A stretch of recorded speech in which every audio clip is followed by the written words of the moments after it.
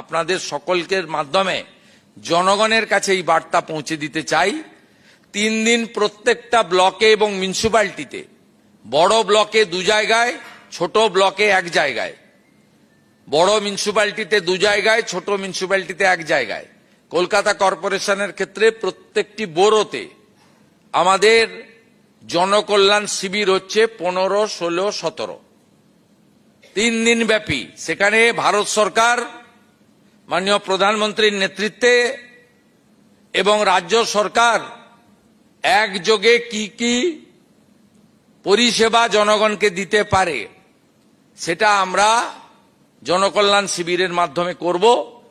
যারা বিভিন্ন স্কিমে, পিএম কিষাণ সম্মান নিধি থেকে, শ্রম দপ্তরের একাধিক স্কিম থেকে, আমাদের প্রধানমন্ত্রী সূর্য ঘর থেকে, স্বচ্ছ ভারত থেকে, রাজ্যের অন্নপূর্ণা যোজনা থেকে, বার্ধক্য ভাতা, দিব্যাঙ্গ ভাতা থেকে শুরু করে যা যা প্রকল্প আছে কেন্দ্র এবং রাজ্যের, সেখানে নাম নথিভুক্তকরণও করতে পারবেন।